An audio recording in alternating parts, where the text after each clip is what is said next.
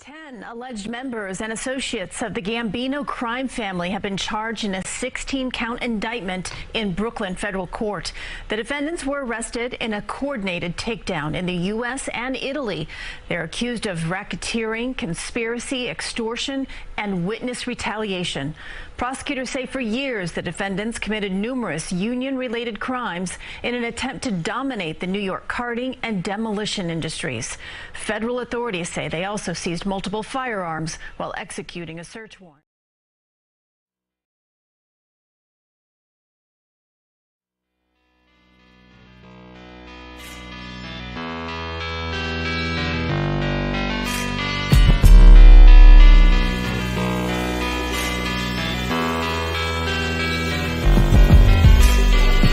And if your life is on the line and you know that you're on an oxygen tank and they're going to put you in your head, see what you do. Because the bottom line is that me, I'm one person. I can never miss. The guy's not being loyal to you. How could you be loyal to him? Yeah. And whether you're your father or not. So, you know, but it's always been hard because it was my father. The word came down, this guy had to go. You know, we didn't know nothing about him until the last minute.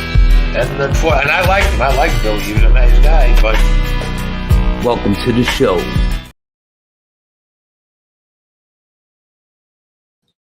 Welcome to this episode of Chattin with Staxx. I'm your host, Bill Staxx, and today we're going to talk about the 16 people that were indicted, 10 in the U.S., 6 in Italy, and they're all innocent until proven guilty. Don't forget that one.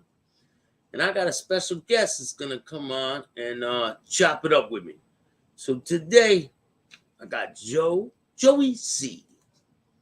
What's good, Joey? What's happening, Bill? Thanks for having me on, brother. How you doing tonight?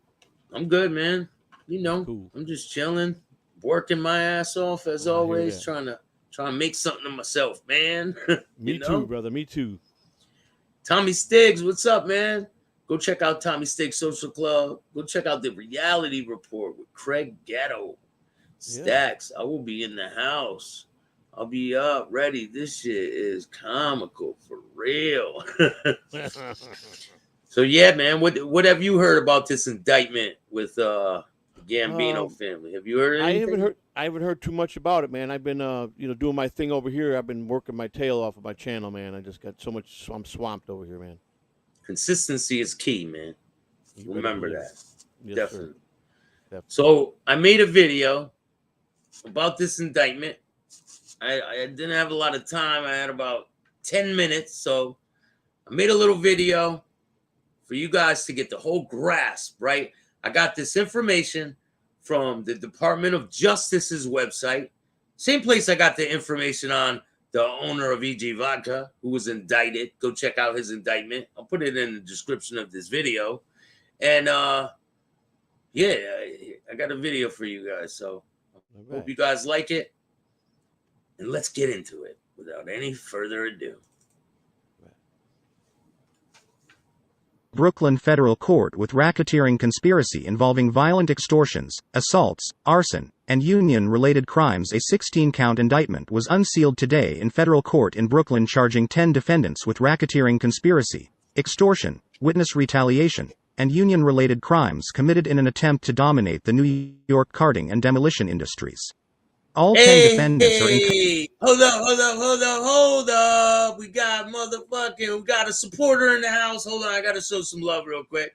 Yo, DZ, man, come to the front of the room. I appreciate you, man. Listen, come to the front of the room. Raise your hand, bro. Raise your hand. Come to the front. Front of the class. Raise your hand, man. You are the #1 supporter. I think I'm going to give you some money today, man. So raise your hand. Make sure I know you're here. DZ, where you at, man? For real. He's the winner. He's the winner of the prize today. Awesome. Where you at, DZ? Let me make sure you're still in the chat. Come on, DZ. Put your hands up, man. Put your hands up.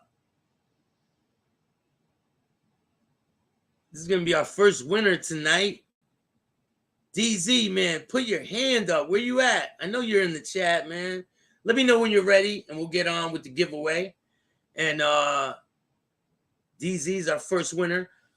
But let's get back to the video. When DZ raises his hand, I'll do the giveaway.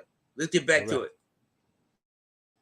Custody and are scheduled to be arraigned this afternoon before United States Magistrate Judge Ramon E. Reyes, Jr. In connection with the arrests, federal authorities executed search warrants, one of which resulted in the seizure of multiple firearms from an associate of the Gambino crime family. In a coordinated operation, Italian law enforcement today arrested 6 organized crime members and associates who are charged with, among other crimes, mafia association and connected criminal offenses. 1 individual remains at large. The defendants are Joseph Lanni, also known as Joe Brooklyn, and Mamino, an alleged captain in the Gambino organized crime family, Diego, Danny, Tantio, Angelo Gradalone, also known as Fifi, and James Laforte, alleged Gambino soldiers, Vito Rappa, alleged U.S.-based Sicilian mafia member and Gambino associate, Francesco Vicari, also known as Uncle Ciccio, alleged U.S.-based Sicilian mafia associate and Gambino associate, and Salvatore Di Lorenzo, Robert Brooke, Kyle Johnson, also known as Twin, and Vincent Minscaro, also known as Vinny Slick, alleged Gambino associates. Brian Peace, United States Attorney for the Eastern District of New York, James Smith, Assistant Director in Charge, Federal Bureau of Investigation, New York Field Office, FBI, Jonathan Malone, Special Agent in Charge, Northeast Region, U.S. Department of Labor, Office of Inspector General, DAL OIG, Edward A. Caban, Commissioner, New York City Police Department, NYPD, and Elizabeth Crotty, Commissioner and Chair, New York City Business Integrity Commission, BIC, announced the charges. As alleged, for years, the defendants committed violent extortions, assaults, arson, witness retaliation and other crimes. Oh shit, is that a baseball bat? Wait. Was A-Light on the scene, man? A-Light must have been on the scene on this one, right? Yeah, you better believe that one. Yeah, I think it's got his signature on it right there, bro. it's one of his giveaways, man. What's up? Man. Is Barola with him? Yo, DZ, you don't want to claim your prize, man. It's all good. I was gonna do a giveaway, but hey, you were the first winner, man. John Wayne Casey's boyfriend says, I put my girlfriend on the Staxx in his rat episode. She thinks he's hilarious, and so do I. Thank you, man. Appreciate that. Don, what's going on? Shout out to you, man. Jonathan, Joey Pope, Bobo Camp, Maureen. Got a lot of people in the house right now. Bandit, how are you? Uncle Pete, Joey Pope, Matthew, what's up? Let's get back to the video. Now, this video is pretty long. That's all right. Let's get to it, man. Yeah, let's get to it. In an attempt to dominate the New York carting and demolition industries, stated United States Attorney Brian Peace. Today's arrests reflect the commitment of this office and our law enforcement partners, both here and abroad, to keep our communities safe by the complete dismantling of organized crime. Mr. Peace expressed his appreciation to the New York Waterfront Commission, the office's law enforcement partners in Italy, including the prosecutor of Palermo, the Polizia di Stato, the Servizio Centrale Operativo, and the Squadra Mobile of Palermo. These defendants learned the hard way that the FBI is united with our law enforcement locally and internationally in our efforts to eradicate the insidious organized crime threat. Those arrested are alleged to have taken part in a racketeering conspiracy in an attempt to control the carting and demolition industries in the city. The FBI will continue to lead the fight against organized crime and ensure that individuals willing to cross the line face punishment in the criminal justice system, stated FBI Assistant Director in Charge Smith. Today's arrests should serve as a warning to others who believe they can operate in plain sight with apparent impunity. The NYPD and our law enforcement partners exist to shatter that notion, stated NYPD Commissioner Edward A. Caban. And we will continue to take down members of traditional organized crime wherever they may operate. An important part of the mission of the Office of Inspector General is to investigate allegations of fraud involving labor unions and their affiliated employee benefit plans. We will continue to work with our law enforcement partners to investigate these types of allegations, said DAL OIG Special Agent in Charge Jonathan Malone. Investigating these matters is at the heart of BIC's mission to ensure the industries under our regulation do not pose a risk to public safety. These arrests demonstrate that the influence of organized crime will never go unchecked, stated BIC Commissioner and Chair Elizabeth Crotty. BIC thanks the NYPD, FBI, EDNY, and our other agency partners for their collaboration and excellent work on this case. As alleged in the government's court filings and summarized below, members and associates of the Gambino crime family used violent extortions, fraud, theft and embezzlement schemes to infiltrate the carting and demolition industries to enrich themselves and the Gambino crime family, including by laundering criminal proceeds. For example, Yo, Ramundi sent me a message for you guys right after this video. I'll let you know what it is. In the midst of a financial dispute between Tantio and the owners of Demolition Company 1, Tantio and Johnson coordinated a violent hammer assault on the dispatcher for Demolition Company 1, which left the dispatcher bleeding and seriously injured. Extortions related to the carting and demolition industries. Tantio, Rappa, Vicari and Johnson engaged in a violent extortion conspiracy relating to the demand and receipt of money from John Doe 1, who operated a carting business in the New York City area. The extortion scheme involved threatening John Doe 1 with a bat, setting fire to the steps to John Doe 1's residence, attempting to damage John Doe 1's carting trucks, and violently assaulting an associate of John Doe 1. In addition, Tantio and Vicari were captured on judicially authorized wiretaps discussing threats they made to John Doe 1 and John Doe 1's father-in-law. On one call, Rappa stated that Vicari acted like the last of the samurai, describing how Vicari picked up a knife and directed John Doe 1's father-in-law to threaten to cut John Doe 1 in half in order to get John Doe 1 to make extortionate payments. After John Doe 1 ultimately made a payment of $4,000 to Vicari, Vicari and Rappa met and sent Tantio a photo of Vicari raising a small champagne bottle, as in a toast. In addition, Tantio, Brooke and Johnson engaged in two separate violent extortion schemes of Demolition Company 1 and its owners over purported debts owed to Tantio and a company operated by Tantio and Brooke. Brooke violently assaulted one of the owners on a street corner in Midtown Manhattan. In another instance, as mentioned, Tantio and Johnson coordinated a violent hammer assault on a dispatcher at Demolition Company 1, which left the dispatcher bleeding and seriously injured. Pictures of the victim dispatcher were then circulated to various people in the carting and demolition industries. You hear that shit? Frauds and union-related crimes in the carting and demolition industries. The defendants also committed a series of crimes to steal and embezzle from unions and employee benefit plans and rigged bids in the demolition and carting industries. As part of one such scheme, DiLorenzo provided Rappa with a no-show job at DiLorenzo's demolition company so that Rappa could receive paychecks and union health benefits, among other benefits. Similarly, Tantio arranged for Gradalone to receive a no-show job at a construction company with which Tantio was associated, which enabled Gradalone to receive paychecks and union health benefits to which he was not entitled. Tantio and Johnson also conspired to secure a no-show job for Johnson, so that Johnson could similarly receive union health benefits.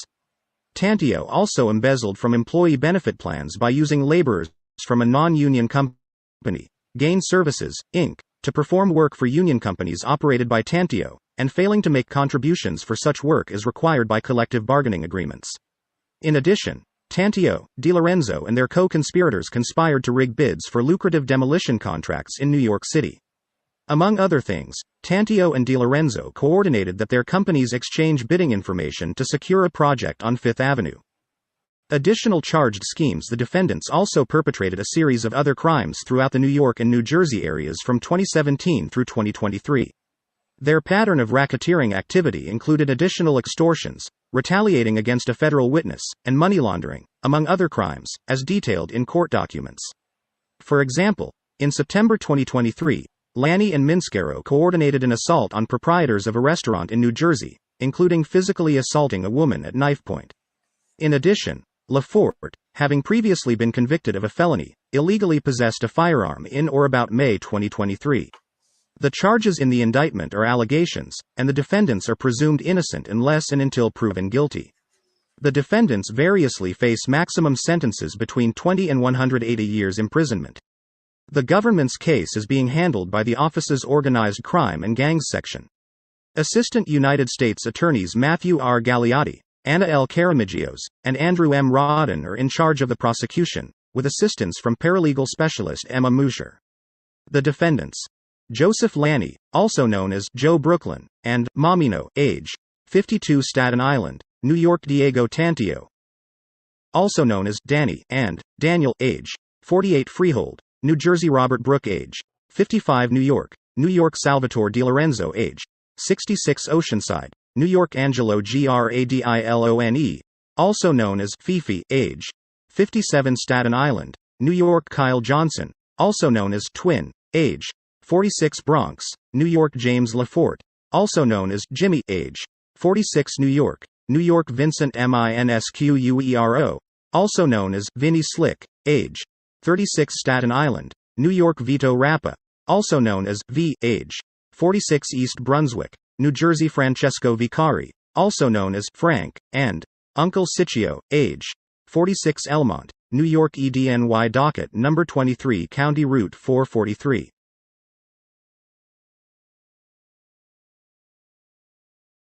Wow. There you have it, folks. The indictment. That was the whole indictment laid out for you guys right from the Department of Justice's website. So if you want to listen back, you can hear the details. A lot of information in that video. And people are already commenting. I think the grandson of Joe the Cat Lafort, the grandson is charged, is what I hear. Yeah, he was. You heard his name in there. Griggs, what's up, man? How are you? Thanks for joining me today. Are we live? Yes, we are live. They got 10 in the U.S. Staxx. They got 10 guys in the U.S. and 6 over in from Palermo, huh? Yeah. Wow. So it's like a coordinated effort, man. They ain't fucking around. Like, they're watching people, man. These people, like, they think they roll around with immunity and shit. You know what I'm saying? Some of them think that. Yeah, you're right about that. Some of them do, man. And the possibility with the feds, though, when they're watching, they take 3-4 years of get an investigation and get it solid, and then they go for the indictments. Yeah, once they have the indictment, you're done. You're done. You're not getting out of it, man. You have to plead guilty, or you're gonna get your boots smoked because you ain't beating these charges. Especially when you got 8 Lights baseball bat on the scene.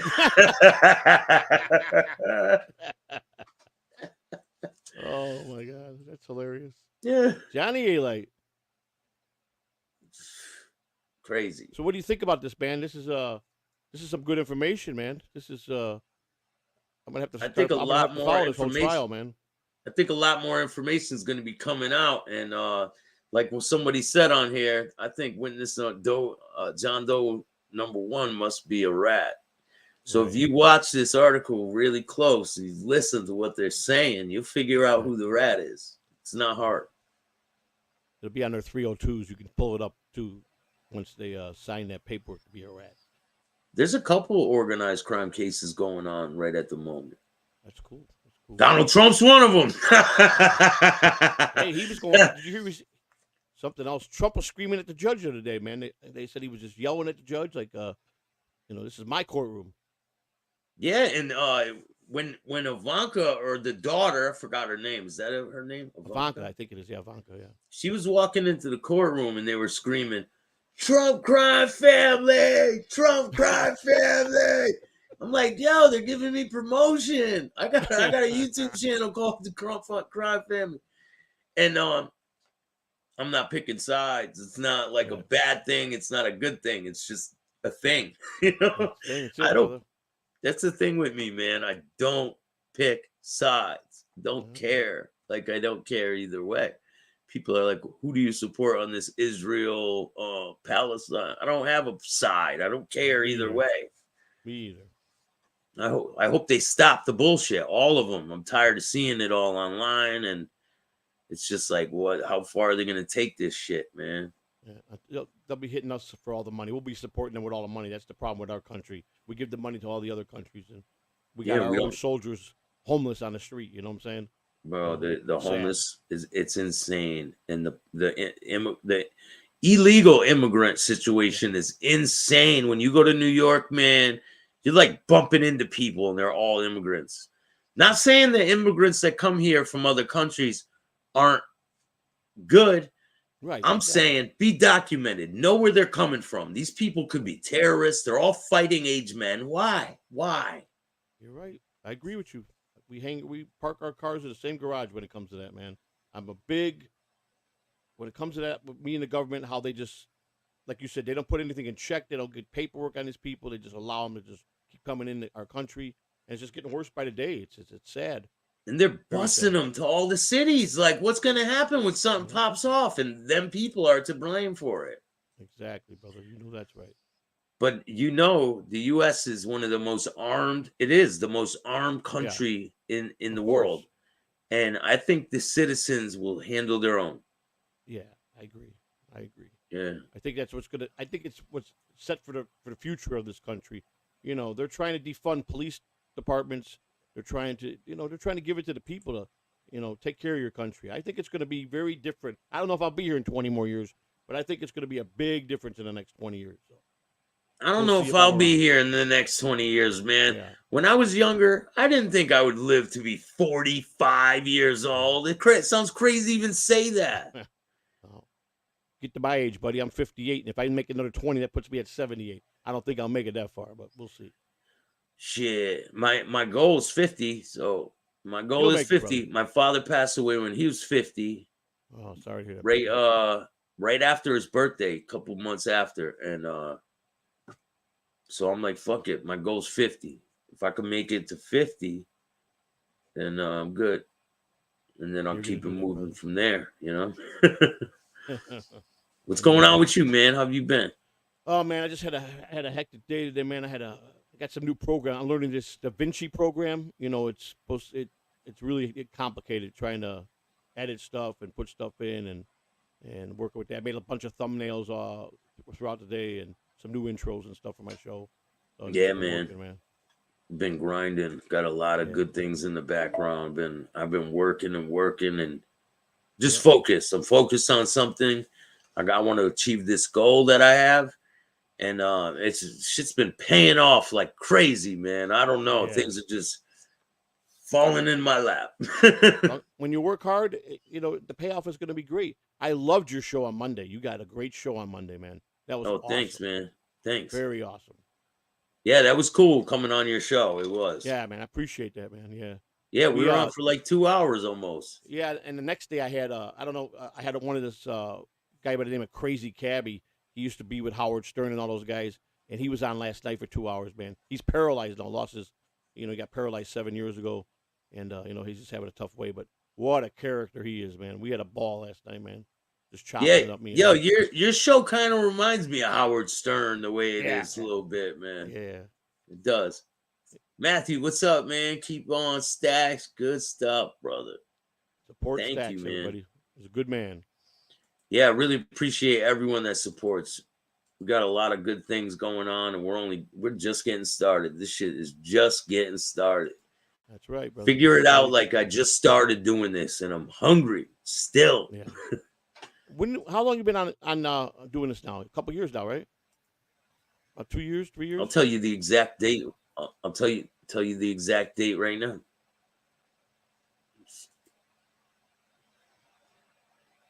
I don't know the exact date. I think it was March of 2021, I believe. Yeah, I think that's when I first started watching when you first came out. I haven't been on too long.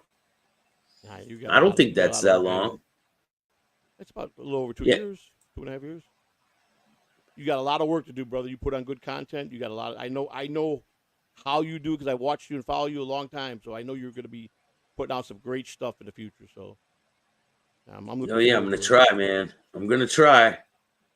So I have well over 1 million views. Nice. Congratulations. I got 2,400 videos. Wow. In 2.5 years. Wow, that's a lot, brother. You've done a lot of work, man. You haven't slept at all hardly, man. That's a lot of videos. 2,400 and probably a little over 2,000 are interviews. Wow. I started this channel on January 8th, 2021, but I didn't start doing the podcast until around May of 2021. Yep. Staxx old rap music was pretty dope. Yeah, you guys don't know, I used to be a rapper in my former life. I used to want to be a rapper, and you got some rhymes? Yeah, I got songs. I got them loaded in here, man. I'll play a song. All right, let's do it. Let me see if I can find one that's worthy. Where's your buddy, Mr. Spado? Ori, he's not here tonight, huh? I did an interview with him today. Shout out to you? Ori Spado. Yeah, it was really good, man. It was Yeah, he seems like a fascinating person, bro. It was a long, really intricate. He explained a lot of things. That's cool. Because I'm asking him different. He's almost 80, 79 years old. Looks great for almost 80, man. Looks really good. And he explained, because some people call him a rat. Some people say, oh, he's a rat and this and that. He breaks it all down in the interview. He breaks everything down. He explains it all. So, look, when are you going to be airing that one? Possibly tomorrow. Cool. Can't wait to definitely tune in for that one. I got a major interview today. I did. Major, man. Major, like blockbuster interview today. That's awesome, brother. That's awesome. Not counting Ori. Shout out to Ori, though. He's still A1 in my book. Yeah, I like the guy. I like him a lot. Where's that video, Staxx? Which one? Ori never snitched, Junior said. Yeah, I know that. All that tough talk about Sikiali, I can beat. You don't have the balls to ever confront him like a man. That's why I've been saying in this chat to come on here and debate me. I messaged him, all this other stuff. So, hey, Gene, go suck a fucking fat sausage. Sausage, Gene. Come to the front of the class, my friend. I got a fucking present for you. Good night, JN. Have a good time. Don't hit the floaters on the way down the bowl. Peace. That's right. I don't care, bro. You know, it's fucking, I have fun with it. I don't give a shit. Let them make another fake account and talk shit some more. Yeah, that's what they do. They troll you, man. I got so many trolls trolling me, man. They got one guy I caught him on a show the other day. He was with some other show, and he's talking about me. And he must have, I don't know what he was thinking, because like I'm not going to tune in to see what he's saying about me. And he's telling how he's got 30 accounts. He trolls me every other day. And I'm like, all right, I'm writing this down. Thanks for all this info, brother. You know.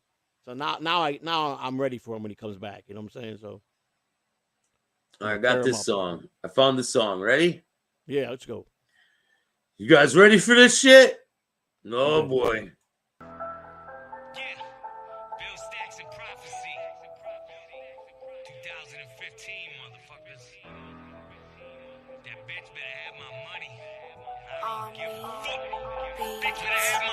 Gotta get that money, gotta get that bread up. Gotta get that paper, being broke, I'm fed up. Gotta get that dough, slow dough, better than no dough. And if we fighting, then I wanna head up. Gotta get that money, gotta get that bread up. Gotta get that paper, being broke, I'm fed up.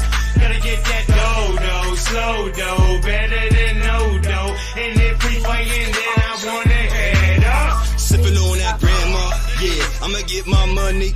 Hey, why the fuck you grilling? I'm winning, ain't no blood spilling. This is my boy, niggas taking the loss, too much cutting yourself. This is my boy Q right here. And I'm the one that does the hook in the second verse. Right. I like the scene on the block, my knot is oozing, cruising with my tits up, riding your ass like a Mack truck. Now mob with me, it's prophecy. You pay 6, I cop for 3. You a mockery, this is robbery. I got your girl so wet, she'll drown to see. You know I can't stop, my flow's hot. Make anywhere my track spot. I don't club no more, I just pimp lots. I'm already on it, Junior. Don't worry. Time to wait.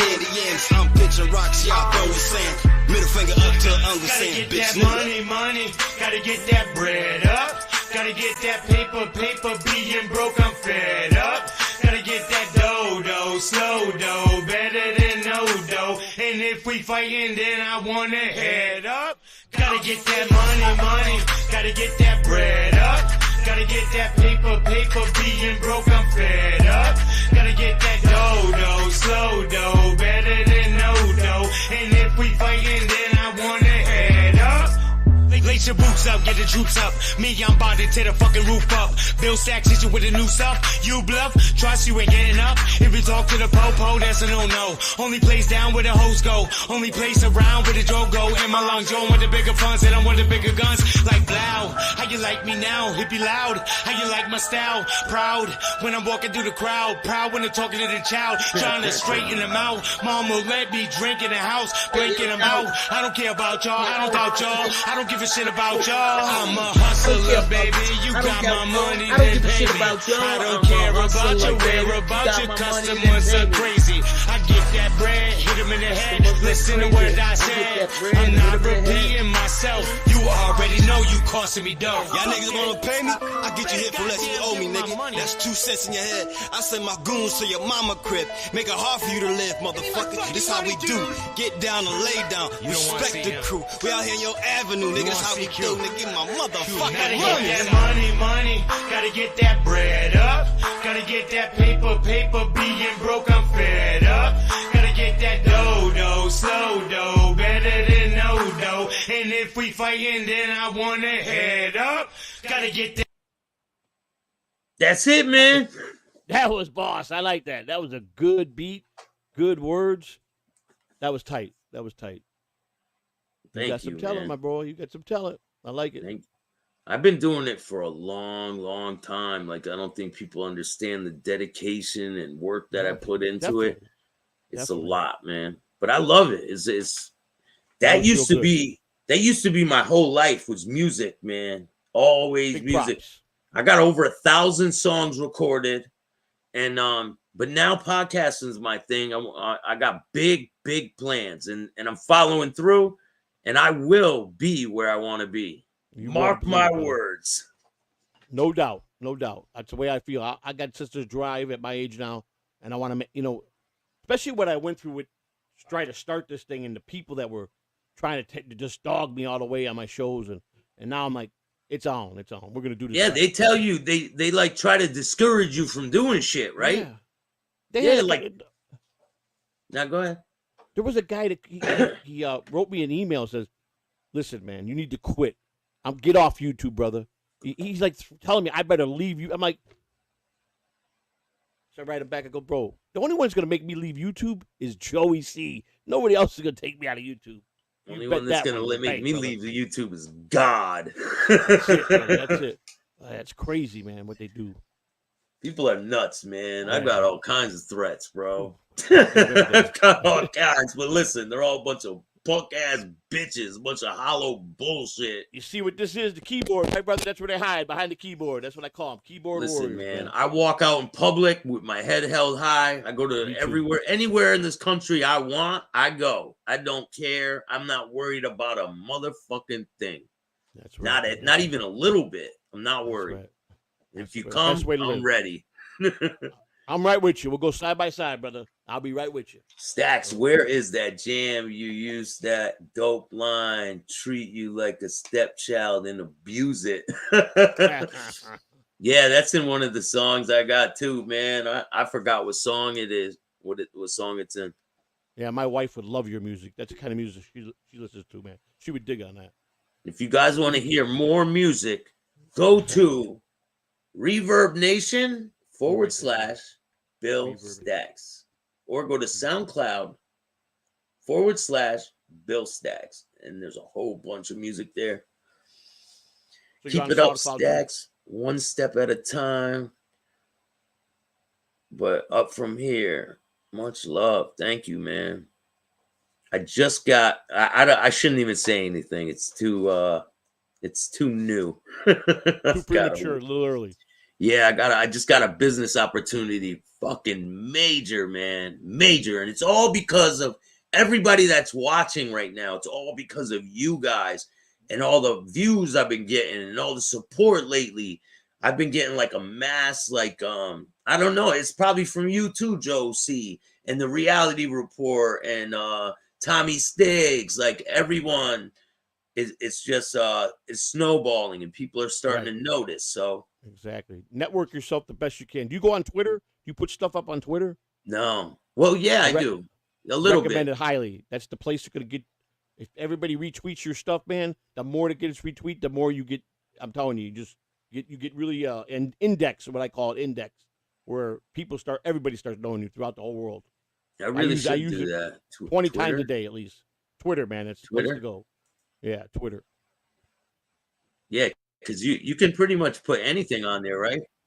Pretty much. Elon Musk owns it, and he's on there quite a bit, and he's pretty reasonable, man, with the rules. I mean, it's normal stuff. You know, you can't threaten, you can't, say, certain things that you can't say on here, but they're pretty good though, man. They let you be a free spirit as much as they can. So, hey, man, it's freedom of speech. Listen, if you don't like me, that's okay. Everyone's entitled to opinion, but I have a right to say what the fuck I want, and that's it. Right. If you don't like it, there's always the suggestion box, and you know what that is. It's you write it on a piece of paper and shove it right up your ass. That's the suggestion box. Or thank you, you could start your own show and do your own thing. Because that's it. That's the only options there are. There are no other options. That's right. That's right, man. Everybody get in here, man. I see you got a lot of nice fans in the chat room. I'm in there a lot when you're on live. But you got some good people with you, man. That's good, man. Thank you. Thank you, God. Appreciate that, man. Much love to you, man. They're all respectful, and they all been great from day one, man. Yeah, you got great fans, man. Definitely. I love it, man. Things have been really good lately. That's good, brother. That's real good. You set it out you put your parameters, you set your goals, and you just hit them. Just knock them down every day. And when you do that, you're a winner, man. You know you could do it. You know you got it in you. And I'm a firm believer. Don't do what you want to do. If it makes you right, you do you, man. That's the best way to be. Let me give you guys a hint, okay? What I'm working on. I want to give a shout out to Nick and Nate Diaz. That's all I gotta say. Right. Big shout outs. Thank you, Matthew. Make sure you guys go subscribe to Joey C. Go subscribe to Joey C. He's got a good show. Guys. Yeah, I'm a little bit different. I mean, he's more of a serious, and he does reporting on the mob life. I got myself into this Dabbleverse. It's all comedians. A lot of stern people. I'm good friends with a lot of them. And who are some of the people? Who are some of the people from Stuttering John? I don't know if anybody knows Stuttering John from Howard Stern and the Tonight Show. Him and I was doing a lot of shows with him, but we had a big falling out about a week ago. But Casey Armstrong, who used to be with the Stern Show, Shuli Egard, Bob Levy, comedian, Ray DeVito. What about the Sausage Queen, man? What about Jean, the Sausage Queen? Yeah, that's it, man. But it's a whole different world. But we have some fun, man. There's a lot of characters in it. We got a guy that dresses as a potato. He's got a Cardiff Electric. He's a potato. We got another guy that's an orange, and we got a thing called Tukey, who's a puppet, and he has his own show too. So pretty wild, pretty fun, man. Yeah, it's different. Very it's different. Yeah. It's not like I haven't seen a lot of shows like yours, man.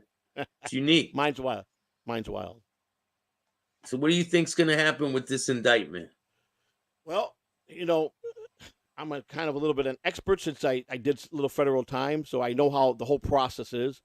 The conviction rate for once you're indicted is 96%. If you take it to go to trial and you lose, you're probably going to get the max. So 3 times more what they offer you, right? Absolutely. And plus, if you got an intense criminal history, let's example. I went to prison for I got a 9-month sentence for making a false statement to a federal agent. They could have gave me 5 years. Just making one lie to the federal government, each count will hold up to 5 years. If they wanted to be jerk offs, and they could have did that to me. But I didn't have really no criminal record. I pretty much don't break the law. I just stuck up for somebody that I loved, and I told a lie to the federal FBI, and they came back and indicted me. So and I did my time. It was 9 months. I was in a camp. I was, believe what they tell you. They say that camps are country clubs. Well, it's pretty much close. But it's not. It's still fights and things. You can still get hurt there, right? Absolutely. You can still get killed in a camp. Yes, you can. Yes, you can. Yeah. You got to be 10 years or less to be in a camp. You have to have under 10 years, and you can go to the camp.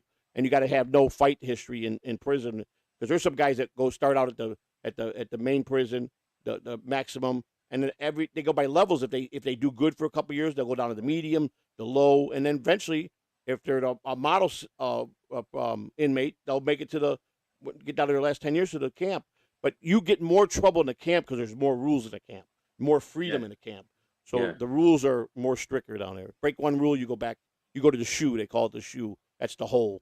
That's how they used to do it here. Like, so in state prison in Connecticut, when I was in state prison, you work your way down to a level 2, I think it is, a level 2. Right. And a level 2 is like dorm living. They have cells there, but they're different. It's not like a cell block. So they have dorms there, 120 people in each dorm. There's 4 dorms in the Bay. And if you get in any trouble, like any major infraction, like a fight, caught with some drugs or smoking a cigarette, they're gonna handcuff you and bring you right across the street to either Osborne or Enfield, and that's a level 4. They're gonna bring you from a level 2 to a level 4. You're gonna lose all your privileges, and you're gonna be with all the serious criminals. And a lot of people don't want that. No. So they'll do shit on the low. They'll be fighting in the bathroom. Just stupid shit. It's not, but you still can get hurt in there if you fuck around. You always take the fight to the bathroom. That's the less place that anybody can see anything. Usually that's where they take it, to the bathroom. So and if people are fighting in prison, don't go running looking at the fight. Just fucking let them fight and just mind your business. Mind your fucking business. Big rule. Be respectful, mind your business, and don't borrow nothing from nobody or get any debt in prison. Let me tell you something. You got no place to run when they come collecting. And I don't give a shit. If they hand it to you and say, here, it's yours. They're giving it to you for a reason, meaning you're going to fucking pay it back whether you want to or not. Right. You're 100% right about that. They set don't eat the Snicker bar on the pillow. That's right. Especially if they know you're a first timer. They'll come up to you and say, here's some stuff to get you by. And you think you're getting it for free. 3 weeks later, they come knocking on your cell door. You got my money?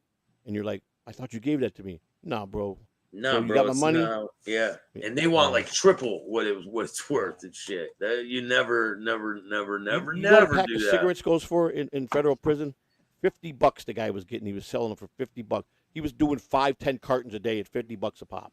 Listen, he man, we would have if we got a pack of cigarettes in the jail I was in, they were selling like pinner cigarettes for $5. $5-10, yeah. Yeah, for a little pinner. And then when you smoke them in jail, your fingertips turn all orange and shit. I don't know why that is. The guy was selling lighters, big lighters you buy in the store at Walmart, 3 for $1, 3 for $2. They were getting $30 a lighter. Cigarettes and lighters are a hot commodity there. Very, very, very easy to sell, and everybody, especially a federal prison, you're around the guys that got money. You're around. You got a big level 4 in CT flight risk bullshit. If you are from out of state, you do your whole shit in a level 4 in CT flight risk bullshit. That's fucked up, man. Yes. My advice to anybody: stay out of prison, man. Once you have a level 4 criminal offense on your record, which I do, you cannot work as a, like when they go out of the prison on the side of the highway. You can't go out custody. None of that shit. Right. You don't get certain privileges. If you have a level 4 offense on your record, you do not get any of those privileges. And then another thing that they explained to me that I didn't know was if you get arrested for something, like say you get arrested, you're on you get arrested for a crime, whatever. Right. You fuck up again and you get in trouble again while you have that crime pending, you get on probation. And then you violate probation. That's right. When you go to prison for a violation of probation, the jail is looking at you as your original charge, not for the violation. You're not in prison for the violation. Right. So they make you like do programs and all this bullshit. Right. And I'm like, I'm here for fucking violation, man. Yep. And they're like, yeah, but the underlying charge and all this bullshit. And they're like, oh, it'll help you get time off your sentence. It never did. They always made me walk the shit to the door almost every time. Yeah, you're right. Feds do have a lot of good programs. I mean, I've never been in state prison. Every state's different. Florida's got the worst. I got a lot of friends that are in state prison. But I heard that if you get in trouble in Florida, So when you get out of prison, you got like, it's kind of like probation, but you're not on probation. No. Like In Florida, you do 85% of your time. So when you get out, you're done. What you have is, when you get out, it's not. But if probation. you get arrested again after you get out, certain amount of time after you get out, amount of time, they can put you back in. I forgot what it's called. My wife, if she was here, she knows the name of it. But it's a certain transitional release or something. No, a CRR. That's what it's called. CRR. It's what? Hang on. What is it, babe? What's it stand for? She's coming, Bill. She knows all this stuff because she did federal time with her case. Oh yeah, that's right. So you have to go too, right? She went 18. She got a 30-month sentence, but she'd done state time too before. This was her second bit. She did. So she's anybody that's turned her life around. I mean, my wife, I give her a big clap because she's made just a 180 in her life, and she became a minister and everything. She got her degree and everything. So. Oh yeah, it's commendable, man. Yeah. Changing your life is not easy. Trust me, I know.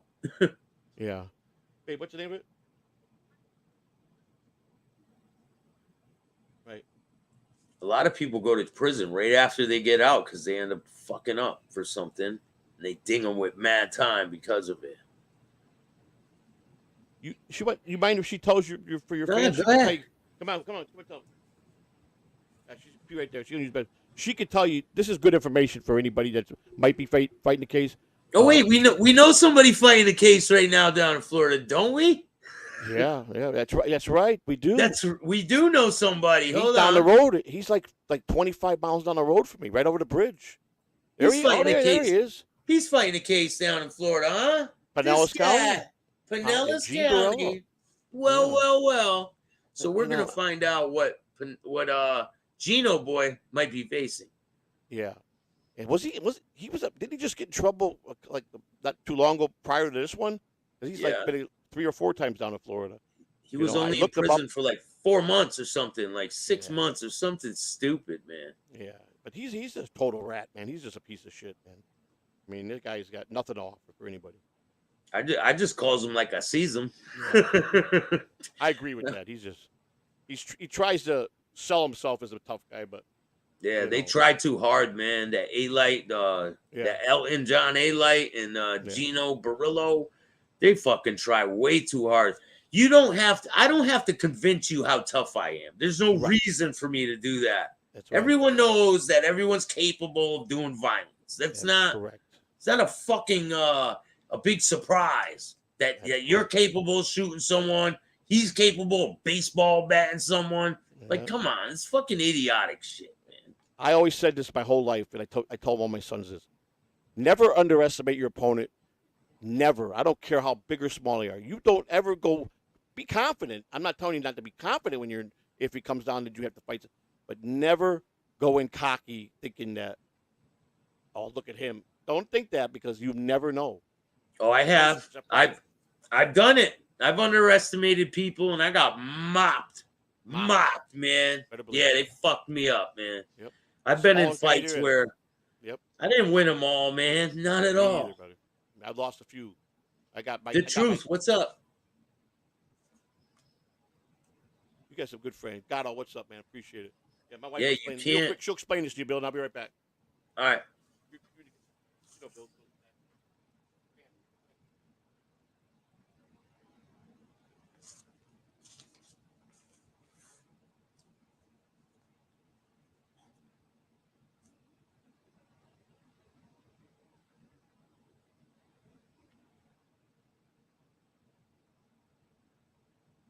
Hey there. How are you? Good. How are you? I'm great. Oh, it's the slow-mo showing me putting on my head. So can you hear me? Your mic is low. I have to have Joe turn it up. I don't know how to do all that. I could barely hear you. Can you turn it up a little bit? I can't even hear you. How's that? That's better. Good. Okay. Yep. All right. So, PRR is like the Prison Reoffender Act. In Florida, when someone goes to prison, and they get out, because Florida don't have parole anymore. And unless the judge orders you probation, then you don't have probation. You're just done, right? You do your 85% and you're done. Unless, of course, you go to confinement and all this other shit, then you do 100%, right? Can the chat hear her? Can you guys hear her? The mic is really low.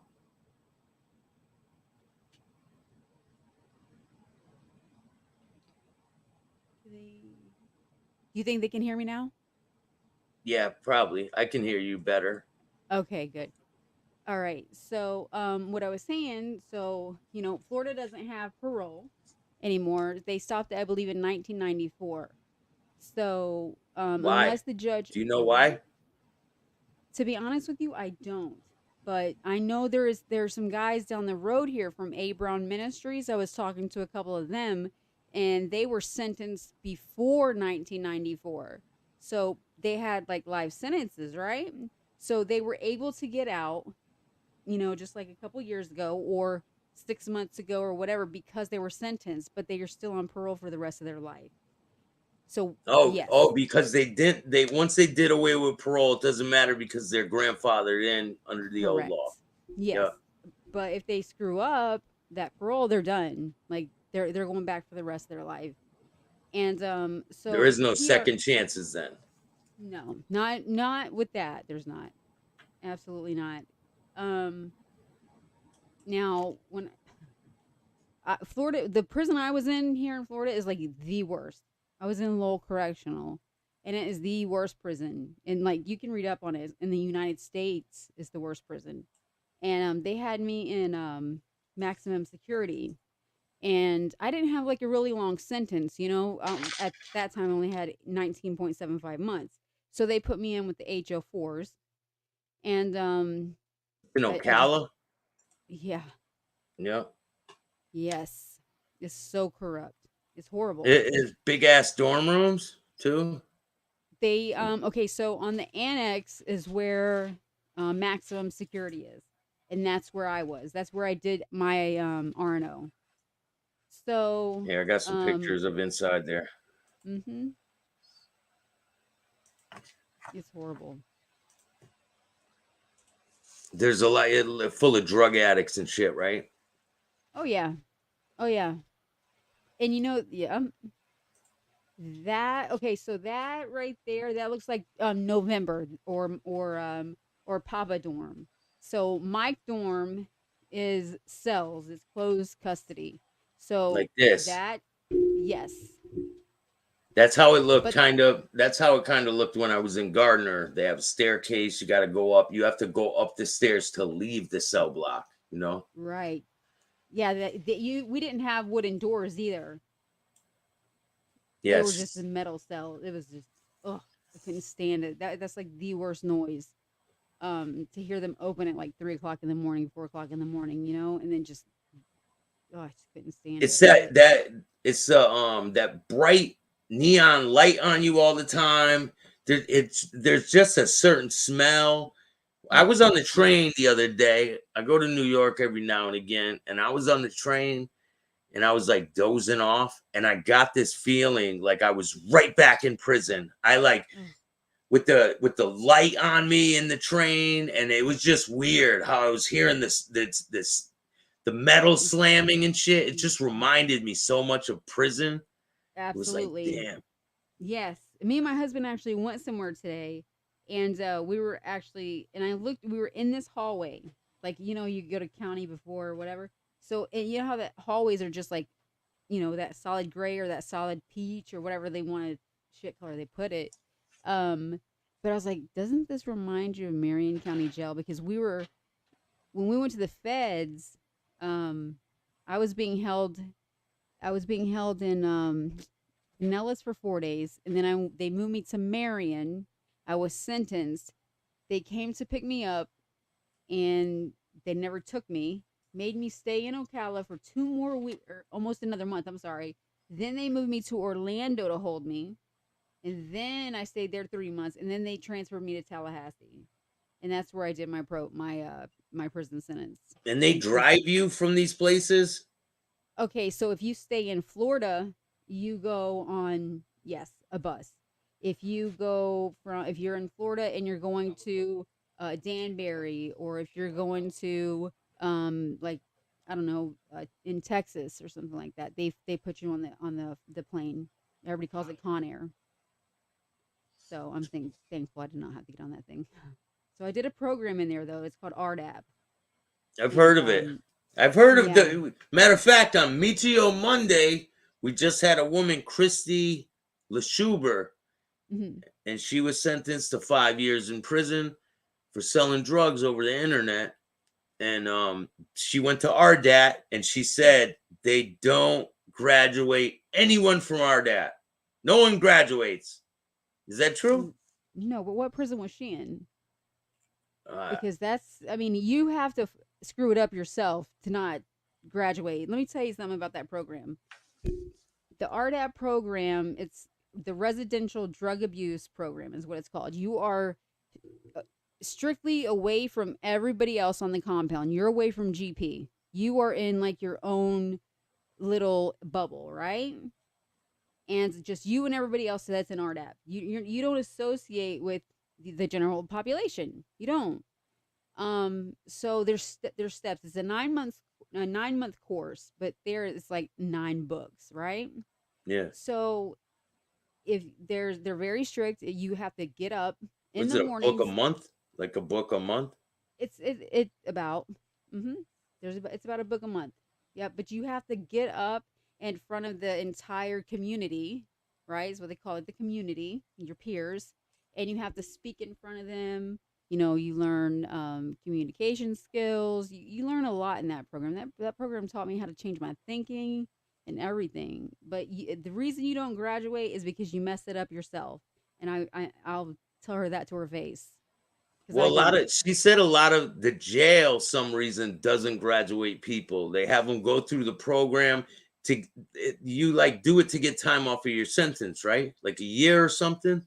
Okay, so here's the thing. I was sentenced to 30 months. The judge can only recommend you going to RDAP. So when Texas has your paperwork, right? And they're like, all right, well, she can't go to Aliceville because they do not have the RDAP program. She has to go to Tallahassee because they do. So that's why they put me in Tallahassee, so I could have the RDAP program. So with me only having a 30-month sentence, thinking I'm going to get a year off, I'm crazy. Because by the time I got to prison, by the time I got into RDAP, I had to do 9 months. You had less than a year left, right? Right. So I got 3 months off my sentence, and I did. But no, in the DTS, the drug treatment specialist and the psychologist is the ones that decide based on your progress if you graduate or not. If you because there's 3 colors. There's white is when you first come into the program. Then there's green, that's your next 3 months. And then once you get into the final bracelet, which is there's orange. No, I was a mentor, so I had orange. Green, no, green's the middle. I forget what color that. So purple. you're just like helping out the other inmates to do different things. Yes. And I mean, everybody calls it like a snitch program. It's not a snitch program. It's like holding yourself accountable for doing dumb shit. Like, I mean, it's like the pettiest stuff you'd ever think of, right? Like, you're not supposed to have your boots off before 4 o'clock, and then the next day it's like, I never done that. Like, I'm not gonna be like, hey, so-and-so, you got to get up the next day. You have to address this person. Like, hey, excuse me, Bill, you shouldn't have your shirt untucked. Right? And then the next day you put it on this piece of paper and you get up in front of the entire 60 other inmates, the community, and say, I so-and-so, yes, pulling up so-and-so for and this is what I think you should do better.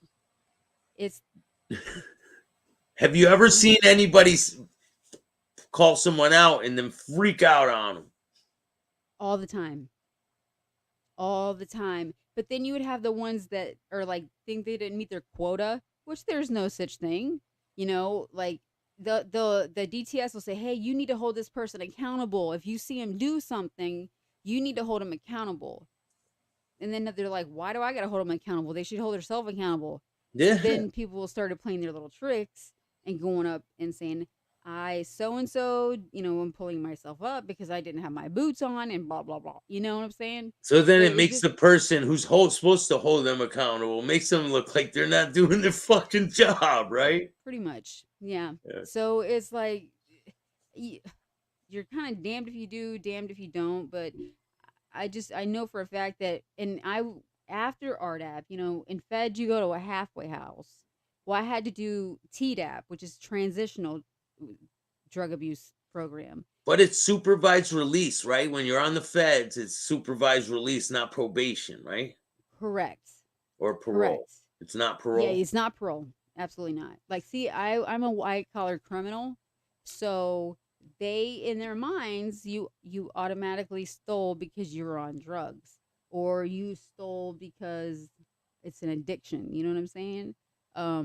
I did have a drug addiction problem, you know, and I told them about it. Yeah, I did, but you know, and I never, not one time said that I wasn't guilty, because I knew damn well I was. What I regret is getting my husband, him getting involved, not being in trouble, you know? So like in the feds, like he was saying, they go by, and not like in state, you know how they go by your points?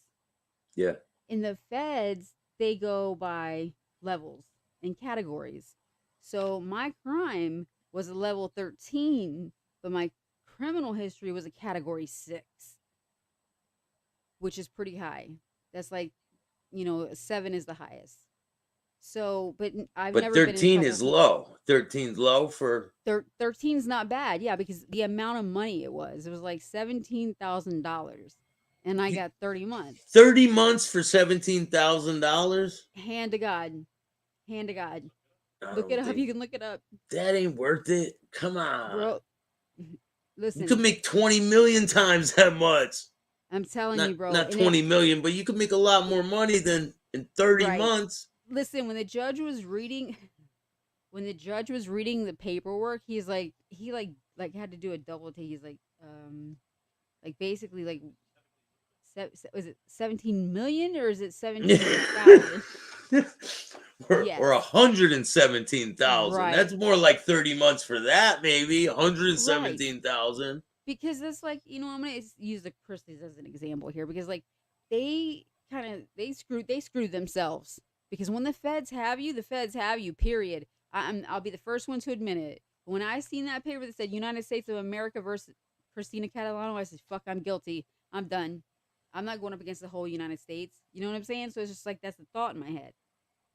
But when you take it to trial and you know the feds got you, they got you dead to right. And you think there's a chance you could beat it? There is no chance. Listen, I'm going to tell you something. If there's a chance you could beat it, it's maybe tiny 0.5%. Yeah, but it's a jury, right? It's a jury that's a grand jury indicts you. It's like, okay, so it's like 6 to 12 people, you know, listening to the state. You're not there, or to the government. You know, it's not the state, it's the government. Don't say state to the government, because they're like, we're not the state, we're the government. Okay, my bad.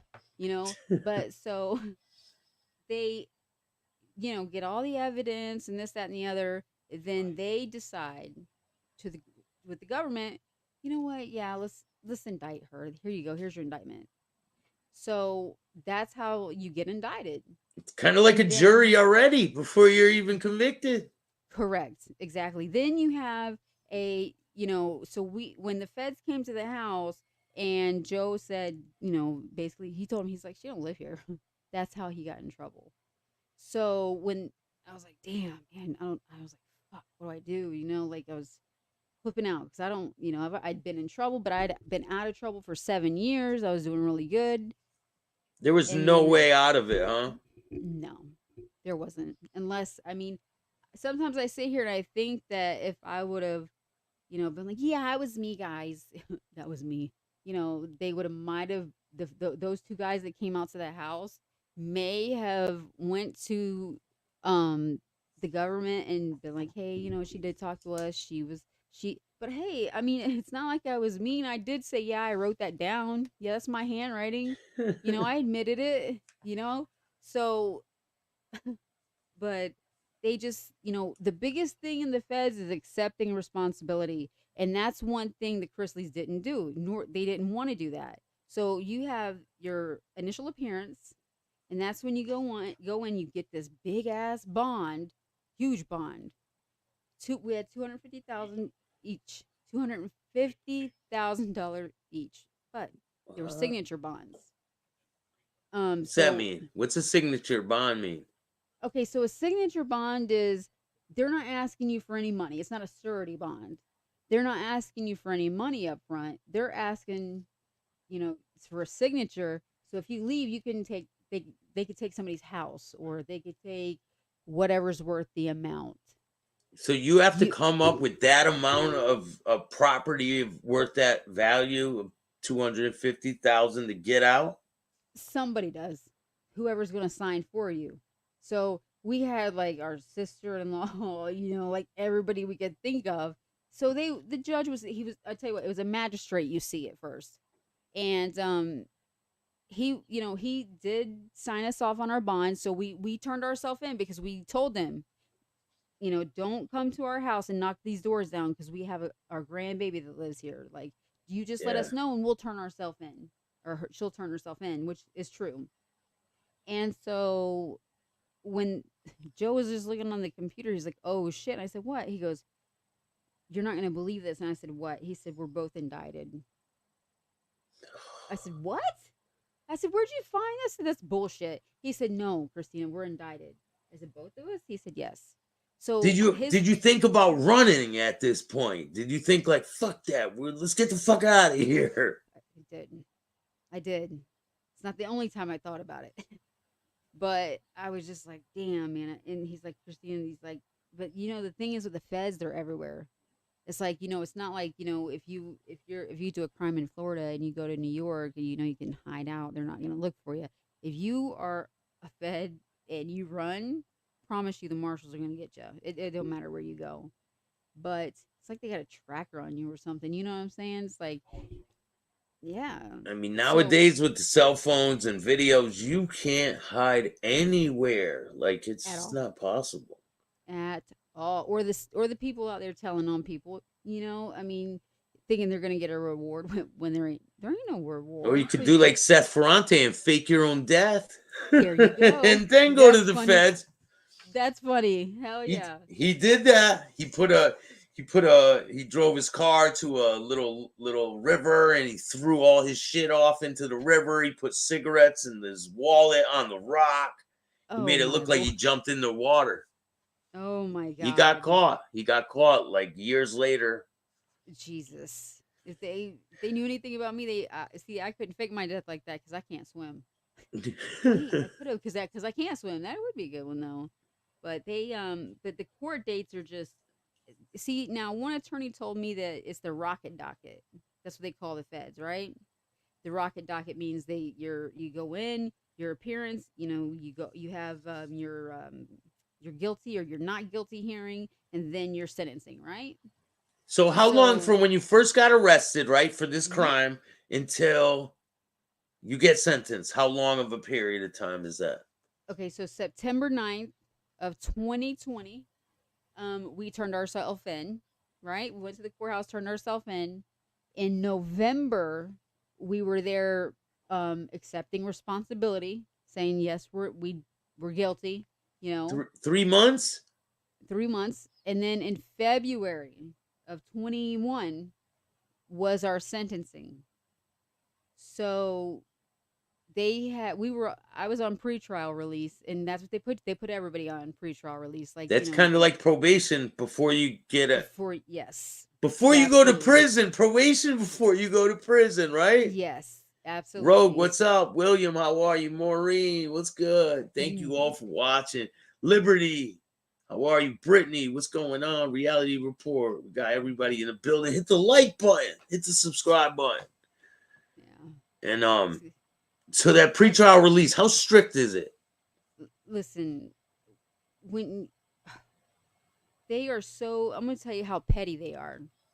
So when you're on pretrial release, right? It's like they're not probation officers, they're pretrial officers, right? Yeah. So let me see. So I ended up having to be on an ankle monitor. And you have to put in a schedule, right? That says, okay, so I'm going to go to the grocery store, from 1 to 4, and here's where I'm going to go. This is when I'm going to be back, right? I might as well put what I'm going to buy, pretty much. So I'm in the same plaza one day, and we had our grandson. And so I went into Family Dollar right next door and the dry cleaners to pick up my suit. And then Winn-Dixie, right? And I was all in the little area I was supposed to be in, all in the time frame. I get a call the next day from my pretrial officer and asked me, "Where'd you go yesterday?" And I said where I was supposed to go. Like I got a permission to go shopping, He's like, "Well, why were you in Family Dollar?" Is the store? It's right next to Winn-Dixie, and the diapers are cheaper, and just this big long. He's like, "Well, I gave you permission to go to Winn-Dixie, and you went into Family Dollar. I'm writing this up." I was like, "What the what? What?" I said, "I'm in the same plaza, 4 feet away, 5 feet away, but you didn't say a damn thing about me going into the cleaners." So how does that happen? So I called my attorney, who was a POS, and I said, "Listen," I said, "man, this dude's gonna write me up. I don't want to go to jail before I'm supposed to. I already know I'm going to prison." And he's like, "Oh no, I don't think it's gonna."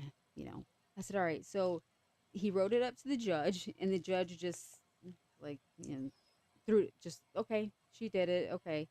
So then on December 16th, I actually had the attorney. He put in a motion for me to get removed from the controlling, but I had to still have the monitor because I was on a curfew.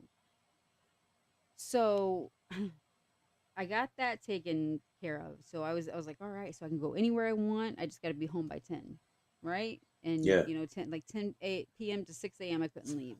It was on your ankle. Yeah. Yeah, and it's like a box this big, man. It's like, not today's, the box. Listen, back in the day when I got released from prison back in 98, 97, 98, I had one on my wrist. They put it on my wrist. That's horrible. It looked like a watch, but it had a round circle on it, and then when you push the button, it go and it was like that. It was like a big ass G-Shock watch. Yeah, did they ever buzz you and say, "Call your officer now"? Yeah, the box used to talk. Yeah, call the place now. Call the place now. Battery's low. Things like that, right? But yes, recharge battery, and then you got to slap it 3 times, and you got to, And then the box that's plugged into the phone, that box talks too. The box. Yeah. Now they have the ones that you don't have to plug into the box. Joe didn't have to charge his. Yeah, we had to get a separate phone line for a different. Oh yeah. Yeah, it was crazy. Absolutely. Nowadays we didn't have to have the phone line, but we had to be with the internet and stuff like that. But it's just something for them to make money, I think. But and to humiliate and embarrass you, shit, I really didn't care. I never wear shorts anyways. So but people who are, just think about all the other people who get arrested for crimes who really did it, serious crimes, and they got to go through that type of shit. That's kind of good, right? It absolutely. But it's like, you know what? Yeah, I did it, but it's not like I went out and, excuse me for saying this, murdered somebody, or that's how they were treating me. I was the hardest criminal that they've ever seen in their entire life. When they grab the Hannibal mask and shit. Yeah, bro, I'm 4'11" and a half. Every time they come deep, and I'm like, why are all of you guys here? I don't get it. I'm not gonna run, fight, I'm here. I am. So it's like, but it's just, I don't know, man. They just, maybe they just can't handle themselves. I don't know. So were you on that the pre thing? It's pre-release or something. What's the name of it again? Supervised release. Supervised release. How long were you on that for? 3 months? What's that? Were you on supervised release for 3 months before you went to prison? I was not pre-trial release. Yes, I was on it up until until the 12th of February. I was on it, and then the 19th I got sentenced, and then yep, that's the last time I saw Joe was February 19th, and because we were in the courthouse together, but we wasn't in the courtroom together. They don't do that, and when you're sentenced with the feds, it's your family and whoever, you and your attorney, no co-defendants or nothing, just you, the judge, the attorney, and whoever's in the audience, which is your family. No, and that's it. Nobody like from the outside or anything like that's allowed in. And did the judge tell you, like, don't worry, you're going to be able to go to this place, you're going to be able to do this and that and this and that and get time off your sentence? They fucking lie to your face, right? They do lie to your face. So my judge said that, well, hell, my attorney got up there and told him he gave me bad advice, and I have my transcripts that say it, and I appealed it and lost. I gave Miss Catalano bad advice. Dude, I swear to God, ask my husband. In my court transcripts, because is what he told me. Okay, I had 2 charges. The government was willing to drop 1, right? Which would have actually brought me down 2 levels, which would have got me a little bit lower of a sentence. You know what he said? I don't make plea agreements with the government. I said, wait, what? What's that mean? Because I'm like, wait a minute. What do you mean? He's like John Gotti. We don't make deals. Right? But in this case, buddy, is all they were saying is, listen, if she pleads guilty to the fraud charge, we'll drop the obstruction charge. He's like, no. What? I said, why? He says all it's going to do is save you $100. Yeah, and a couple months off my sentence too. And he got up in that courtroom and he said, Your Honor, I'm sorry. I did give Ms. Catalano bad advice. That is in the transcripts. What do they not? I mean, how can they not see that? Yeah, that's crazy. I just don't get it. But yes, the judge, he said, I'm going to try to get you to Coleman. Well, I hate to tell him, but Coleman was shut down for women. It's a men's camp now. That's where my husband was. So, Britt, we got a question for you. Brittany says, she said pre-trial release. Isn't that when you PR, personal recognizance, or OR, own recognizance, which is a signature bond, not a collateral bond? No, released on your own recognizance is like in the state. That's only, that's state. That's like a state. Promise to appear, right? Promise to appear. Correct. When you have an ROR in the state, yes, I promise I'll come to court or you can arrest me. When you go to the feds and you sign that signature bond, you're going to come to court, or we're going to take your stuff, your family stuff, and your neighbor stuff. Whoever That's else kind of like a non-surety bond, right? In the state. Yes. A non-surety bond, because they can do surety or non-surety. Surety is when you pay the money. Non-surety is when you don't pay the money. Right. What I get a kick out of is when people are like, yeah, I had a $75,000 bond. I'm like, damn, dude. Did you have to non-surety? And they're like, yeah. I'm like, damn. I said, well, because me and Joe was on a $250,000 bond and we didn't have to put no money up. So, but they're just bullshit and trying to make themselves look good. But that's, come on, man. You ain't bullshitting a bullshitter. Excuse my language, but no. So ROR is completely different. I had a hit and run once, right? And they set my bond at $7,500 non-surety. That means you have to pay the money. Okay. So there's non-surety and a surety bond, right?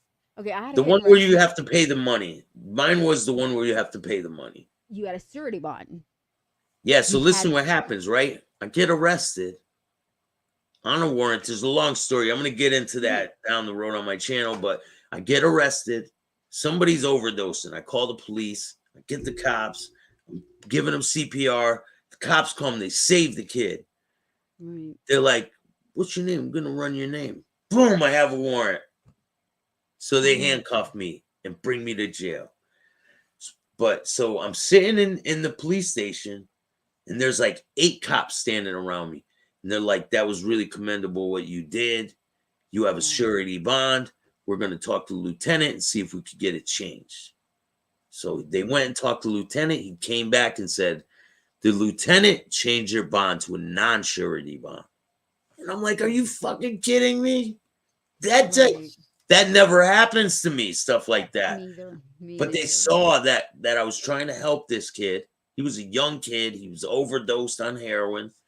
And good, man. They let me go. That's nice. But you know, they have that in Pinellas County. Like if because they call it in transit, being moved to go to wherever. But I was finally in Orlando. Well, yeah, Orlando has it too. Orange County down here has it as well. It's like this is pretrial services is what they call it as well. But it's like if it's not like a violent crime or it's just like a little like DUI or something like that, they can let you go. They can but they're like, well, hey, here's your court date. You got to appear this day, stuff like that. But that's never me. I've gotten ROR one time, and that was way back when I first got arrested. Like the very first, and it was nothing. It was nothing. Like for real, dude. Like somebody called the police on me because I was somewhere I shouldn't have been. How did you get caught? Like, how did they catch you? Did you find out how they caught you? Like someone cooperated? Like, what was the reason they caught you? All right. So it was probably, okay, honestly. Oh, yeah. Okay. So Joe said that, okay, so here's what happens. So I did falsify documents, right?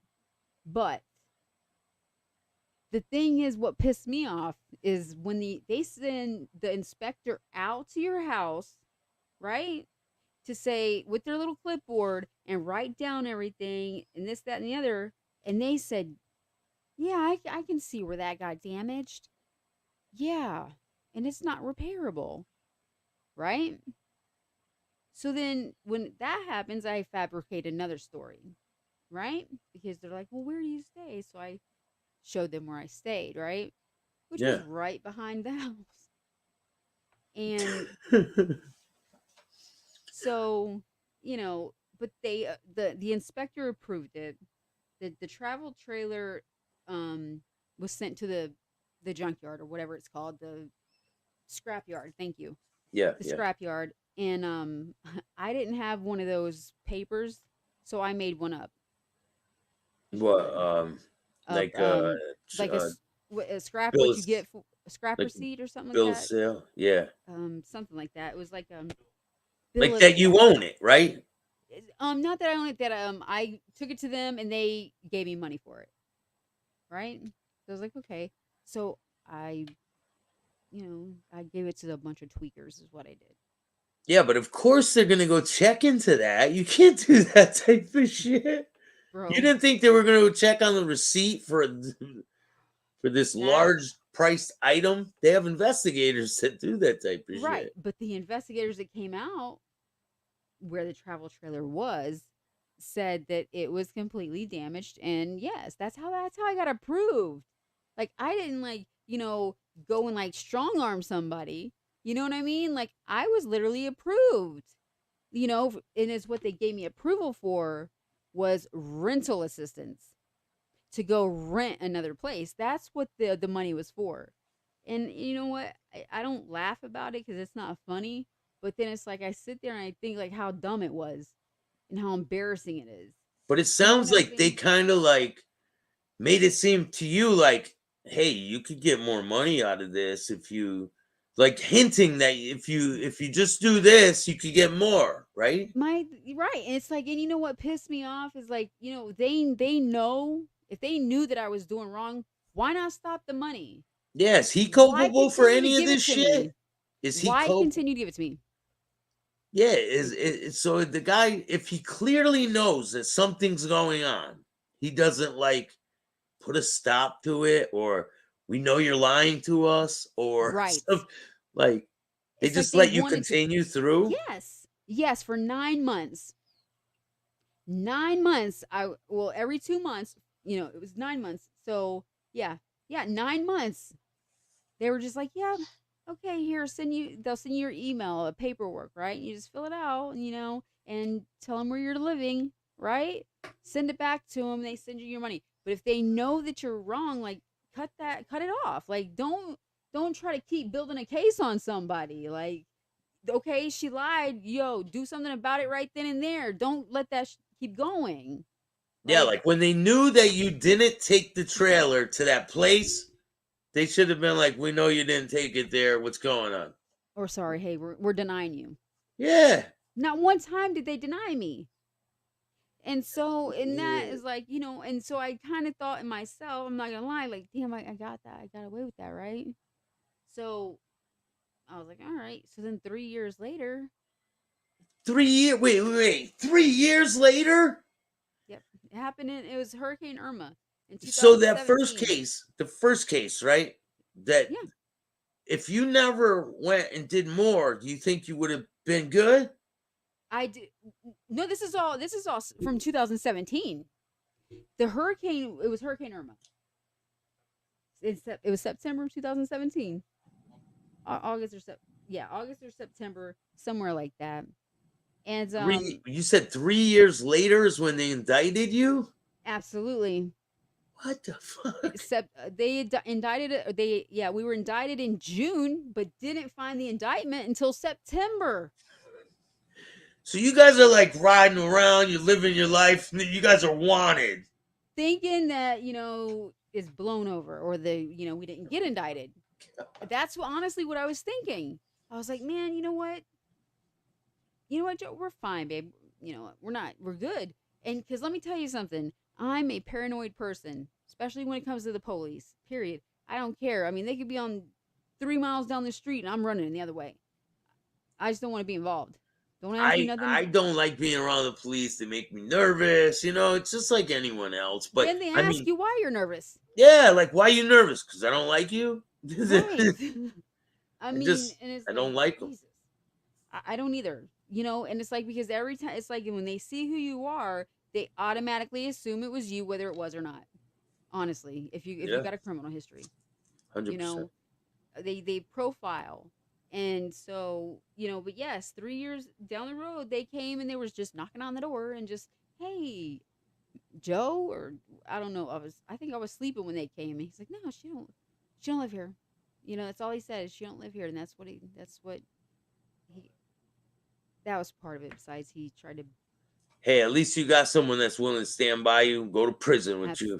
Right? Absolutely. Ride it till the wheels fall off, right? Yeah, that's right. Thank God, though, that he didn't have to do much time, though. And, it was that. Let me tell you something. I've been to state prison, and the where I was, and what happened to us in there, I don't know. He's probably told you, but it was the worst ever. State or feds?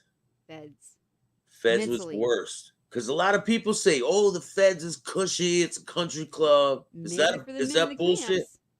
For the men in the camps, maybe. But where I was, there wasn't nothing comfortable about it. Nothing. I mean, you seen fights every single day with razor blades. Females biting other females' noses when they're fighting, just biting it like they're a bulldog. My daughter passed away while I was in there. They wouldn't let me go to the funeral. 21 years old. And it was like I was just trapped.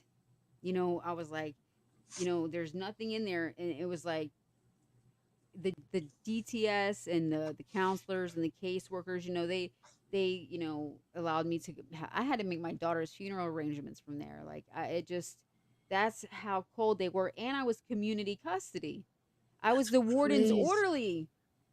The warden couldn't help you with that situation? She denied it. She's the one that denied it. That's because I wasn't in a camp. And it was only 2.5 hours away, the funeral. And my daughter was going to pick me up. My other daughter was going to pick me up and bring me back. I think it was because the case, or you got a case manager there, you know, or a unit manager, whatever. They had the paper in plenty enough time to get it to the warden, and then it was 2 days before the service. They took it to the warden, and then I think that's why she denied it. To be honest with you, because it was too fast. Like, hey, I want to get this signed. It's in 2 days. So she's like, no, it's too quick. Sorry, you know. And I'm like, so the only thing it hurt me so bad, and I just said, I hope and pray nothing ever happens like that to her, and she's not able to get to her family or even her child, to even say goodbye. You know, it's like, but that's just how cruel some people are. So. But yeah, so it's a dog eat dog world out there, you know.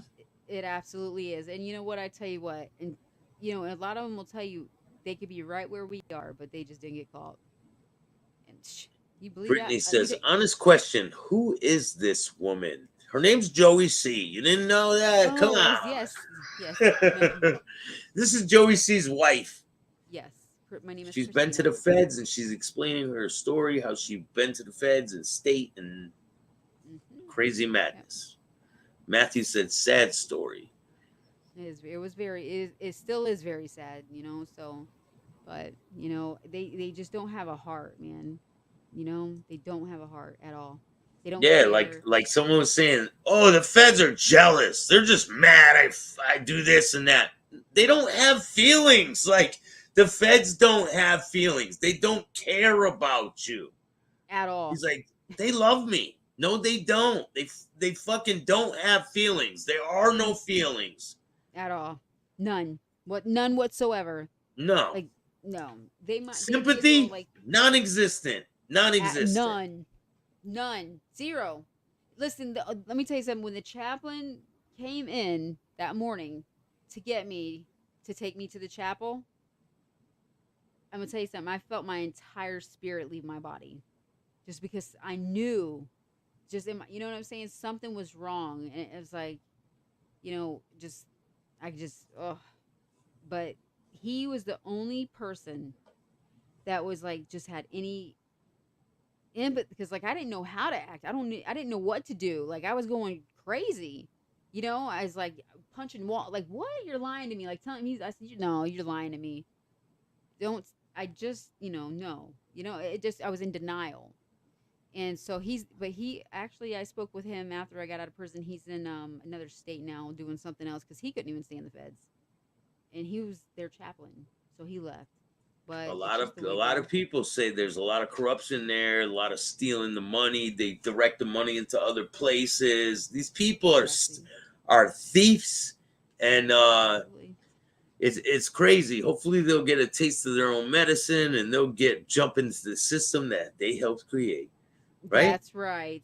Yeah. That's absolutely that's very good. I like that. So, but I'm gonna put Joey on now so I can finish my. Thank you. It was so nice talking to you. You too. You're welcome here anytime. Maybe we could get deeper into your story, and absolutely. Definitely. Thank you. Absolutely. Nice to meet Anytime. You. Nice to meet you too, though.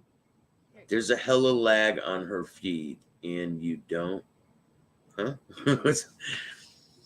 You heard what Sheriff Boca and his rapo few was doing in LA? No, I did not hear that.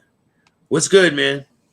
I figured you would enjoy her because she's got a good story to tell, and she experienced a lot of stuff with state and federal. So yeah, she explains it well. A lot of people enjoyed that. Yeah, that's all. I figured they would like that. So yeah, everything's good, man. I'm just glad that you had me on and was able to talk to her. And did you hear about the 4 officers that offed themselves? No, what happened? 4 LA County Sheriff's officers offed themselves in the last 2 days at the workplace.